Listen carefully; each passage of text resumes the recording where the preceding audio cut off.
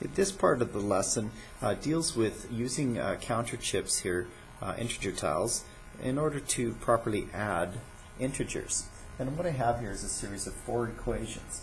I have positive 3 plus positive 2, positive 3 plus negative 2, negative 3 plus positive 2, and negative 3 plus negative 2. And as you can see, these can tend to be pretty confusing, but when we start to use the tiles, it becomes a lot easier. Now obviously the first one we can show is negative 3, or I'm sorry, positive 3. So we're going to do that because yellow is going to represent our positives. Red will represent our negatives. So what I have right now is I'm simply just representing positive 3. Now if I want to solve the equation, I'm just going to follow what the operator tells us to do. In this case, the operator is telling us to add. So I know I'm going to put stuff into the equation because it's telling me to add to it.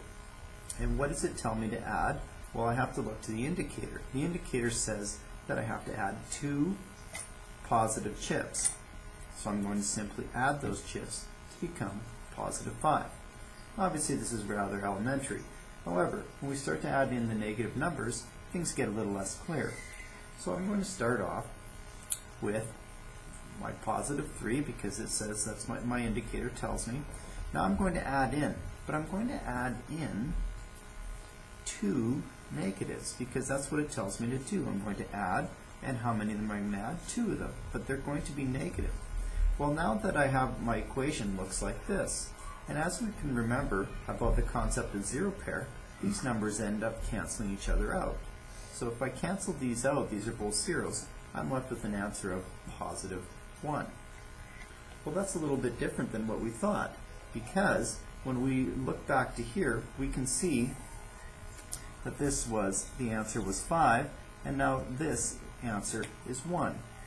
It seems like we have actually subtracted, but in reality we haven't subtracted, we've simply added negative numbers into the equation. Well, let's try number 3. On number 3, we're asked to demonstrate 3 negative. Our indicator says negative 3. Now I'm going to add in more chips again, so I'm going to put more into it. And what does it tell me to put in? It asks me to put in 2 positives. So I'm going to take my 2 positives and I'm going to put them into the mix. I've created 1 zero pair, 2 zero pairs, which cancel out. I can remove those, and now I'm left with negative 1.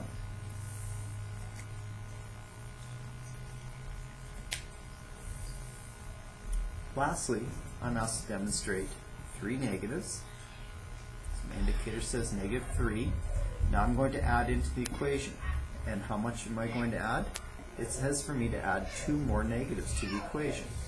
So when I add 2 more negatives to the equation, I end up with a total of negative 5.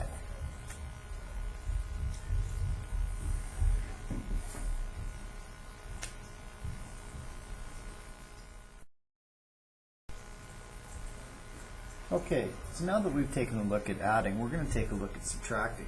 Now I want to go back just for a quick second about the concept of zero pairs. Now when we're using integer tiles, it's really important that we understand these concept of zero pairs completely, in that whenever you have a negative chip and a positive chip offsetting each other, the answer is 0. So right now I'm representing 0. And the reason we do that is because it makes it very, very helpful to build a bank. The reason that I like to build this bank, especially for subtraction, is because you're taking things away rather than adding them in. And this can make things a lot easier to work with when we have a large bank and all we have to do is take stuff out instead of having to make more zero pairs and add them in later. Now, some teachers will prefer that you do that. I prefer to have a bank. Okay, so for starters, what I'm going to do is I'm going to have my bank here. As of right now, I'm representing 0. And my indicator tells me I need to represent positive 3. So I can simply just add positive 3 to that bank. Okay, so now, right now I'm representing positive 3.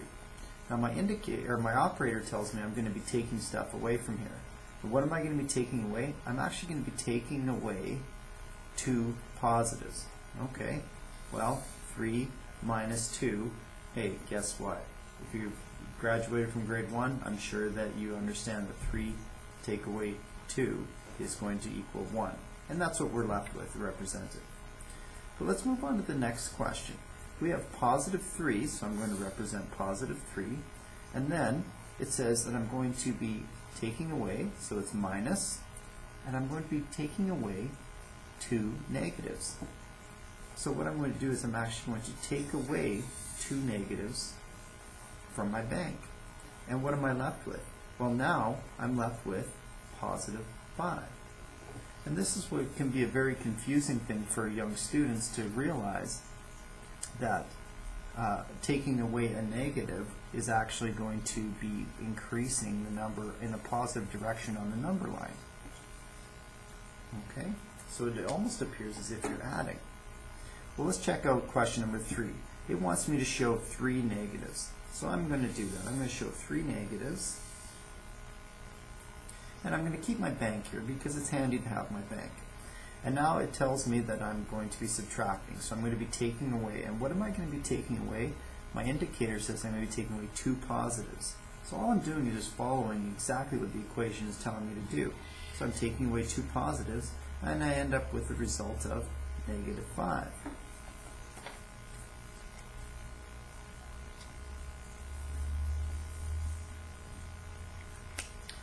The last equation is asking me to represent negative 3. So I'm just going to simply put back my 0 pairs here to build my bank up. I've got negative 3, and it's subtraction again, so it's asking me to take away, except this time it's asking me to take away 2 negatives.